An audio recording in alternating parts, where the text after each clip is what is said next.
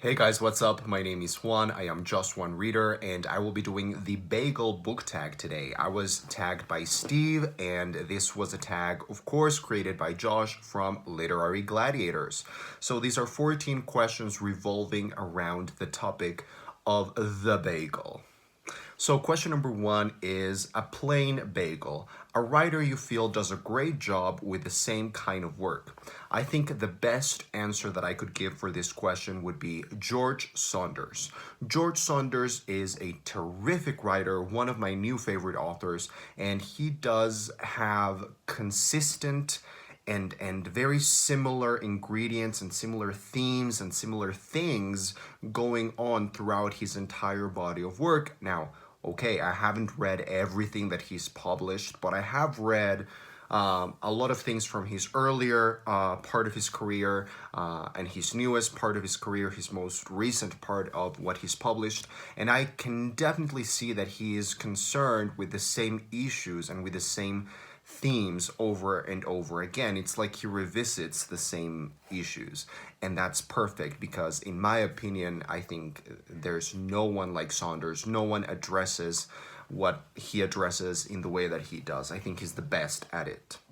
Question number two, a bagel with everything. A writer whose entire body of work you own. I think the only authors that I can claim that I really do own everything they have published would be J.K. Rowling and Carlos Ruiz Zafón.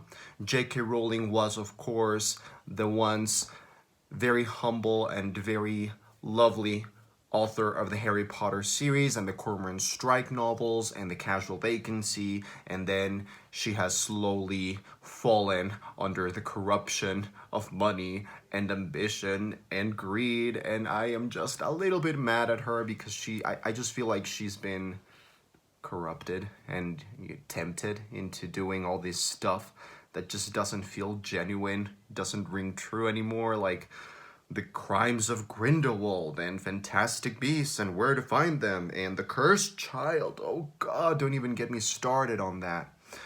But I do still love her because she's like my literary mother in a way. And the other one that I own in the entire body of work is Carlos Ruiz Zafón, who is, of course, the wonderful Spanish writer who was born in Barcelona, and he writes about Barcelona in his very beloved and very popular series, The Cemetery of Forgotten Books, which starts with The Shadow of the Wind, which is his most popular book. It's, I think, one of the biggest bestsellers in the Spanish language. And I do own everything that he's published, and I revere him. I adore him. Question number three, a bagel with a sesame bagel. Your favorite Sesame Street or Muppets book?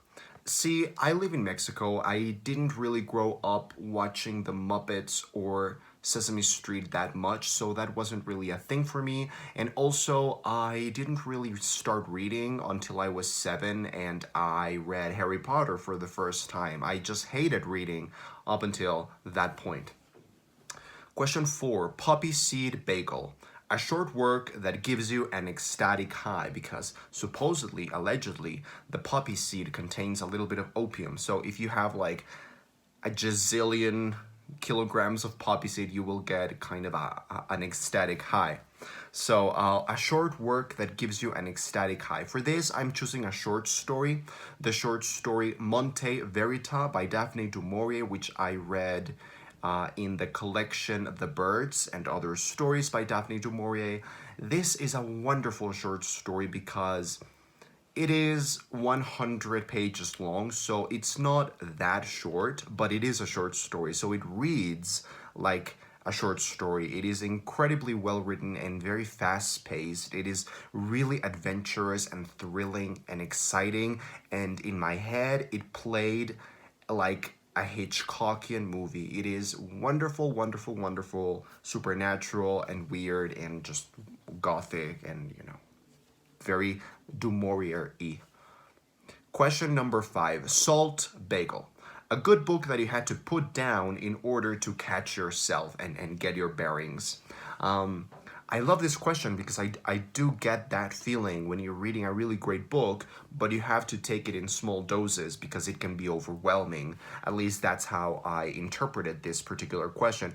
And to me, that happened with the novel It by Stephen King, this gigantic mammoth of a novel.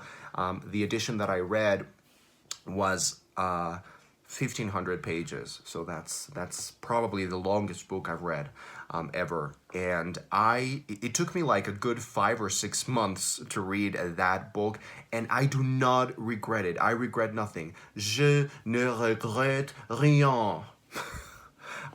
Because I think that was the best way for me to read that novel. I took it in small doses. I would read maybe a chapter and then put the book back on the shelf for like a month and then come back to it and read 100 pages and then forget about it for another month. And so I was coming back and forth to the novel, and I just really felt like that story and its characters sipped into me and became a very important part of me. Question number 6. Garlic bagel, a genre you just cannot get enough of. I really don't have an answer for this. I feel like I enjoy a variety of genres, but if I had to give one answer, I would just say fiction, just in general. Fiction is the thing that I cannot live without.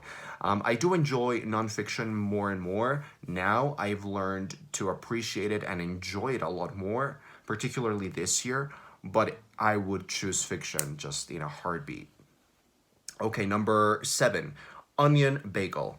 A book that may cause you to get stares, like if you're reading it in public, but you still enjoy it anyway. And for this, I think any book on psychoanalytical topics, any psychoanalytical text, can be pretty shocking for people to see, especially because the titles tend to be very shocking. I mean, the words that psychoanalytical discourse employs, those words are kind of weird. I mean, talk about penis envy or castration anxiety or whatever. These are terms that people who are unfamiliar with psychoanalysis, if they look at the covers of some of the psychoanalytical texts, they would be kind of, those are very dramatic titles. So if you don't really know what they're referring to, you might think that penis envy or, anal characters or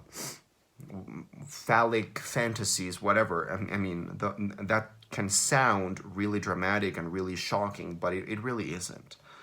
Number 8, Cinnamon Raisin Bagel. A sweet but thought-provoking work. So for this, I want to give a shout out to the book that I am currently reading right now, Less by Andrew Sean Greer. This won the Pulitzer this year, I think. Yeah, the Pulitzer, and I am absolutely in awe of what the author is doing. I think this is a fantastic novel. I think it is just wonderful. I really, really think this is one of the best books I've read this year, for sure. Just a wonderful novel overall, with great characterization and a great writing style. But yeah, coming back to the question, it is a very sweet kind of novel. It kind of has a tragic comic feel to it. It kind of has a very tender, sweet aspect to it, but it's just sharp as well and very thought-provoking. Very thought-provoking indeed. Number 9, French Toast Bagel. A writer that you are happy to have discovered this past year.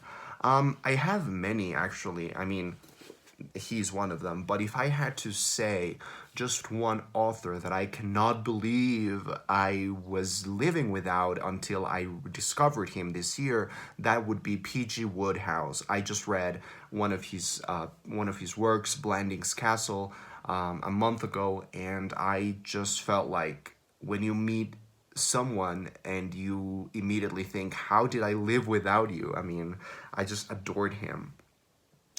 Number 10, Egg Bagel. A work of nonfiction that caused you to form or change or switch a position or an opinion. I have read two pieces of nonfiction this year that I have really enjoyed for very different reasons. They haven't really changed my positions or my opinions on things, but they have really informed them and made them stronger. So the first one was On Sondheim, which is a great piece of nonfiction about the life and legacy of Stephen Sondheim. And that book, the author is Ethan Warden, and in that book, the author really made me see the importance of Sondheim in the canon of art, the canon of musical theater, but just what a really revolutionary mind he was in his time in the 70s when he pretty much changed the way that people wrote musicals and how that has really informed us today. And the other piece of nonfiction that I read this year that is wonderful is God is Not Great by Christopher Hitchens. This is a book about why religion is bad and why it poisons everything. And, I've always been an atheist at heart, but reading that book really gave me more information and it made me strengthen my arguments against religion, I guess, and against faith. So, yeah, really loved that as well. Number 11, The Rainbow Bagel, an LGBTQ whatever plus work that made you think. For this, I am actually going to choose the book Call Me By Your Name by Andre Aciman. I read that book last year and I thought it was terrible. I really didn't like it. I thought it was the most pretentiously written book that I had read. I really didn't like it, really, really didn't like it, but it made me think. It made me think back on my life and it made me connect with that feeling of falling in love desperately and against your will and feeling hurt and feeling like you want to die, and this kind of mix, this wonderful weird combination of desire and excitement and dread and anguish and pain and everything in a tight little package. So yeah, even though that's a book that I would never recommend because I thought the writing was awful, it really made me think. Number 12, Bialy, a fairy tale that you feel people need to read in its original form. I could not think of a fairy tale, but I did come up with an original source material that people kind of don't really appreciate as much as I think it should be appreciated. And that is the novel The Phantom of the Opera by Gaston Leroux, Les Fantômes de l'Opéra. Most people are familiar with the Andrew Lloyd Webber version, the popular musical version of The Phantom of the Opera. The Phantom of the Opera is there. This is what happens when you don't warm up. So yeah, most people are familiar with that, with the songs, with the staging, even the mask, the attire, and the look of that Phantom of the Opera. But most people don't read or haven't even bothered realizing they haven't realized that it's a novel. It's a French novel. It's a little bit different. It has some particular things that are different to the show, to the Broadway staging and everything. And I really enjoy that novel. It's a really great story. It's really well written. I really like it, and I would like more people to read it. Question number 13. What is your favorite kind of bagel as well as your favorite bagel condiment? Well, funny you should ask me that because I don't like bagels. It's not that I don't like them, I just don't usually have carbs. And bagel is a carb, and I am feeling like Regina George right now, but I never have bagels. I could not tell you if I have had a bagel before in my life or when was the last time that I did. Sorry. I just take these book tags as they come, as they're thrown at me, and I don't care if I enjoy the food, I just do them.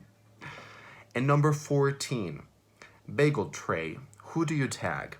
Okay, I don't really know who has done this tag and who hasn't, but I'm gonna tag Chris from Chris Bookish Cauldron, Sean the Book Maniac, I'm gonna tag Stephanie from That's What She Read, I'm gonna tag Adam from Memento Mori, and I'm gonna tag Wilson, Sugared, and Bruno. So that was the bagel book tag. Hopefully you guys actually do like bagels and you will feel better with that last question. Thanks for watching. I am Just One Reader.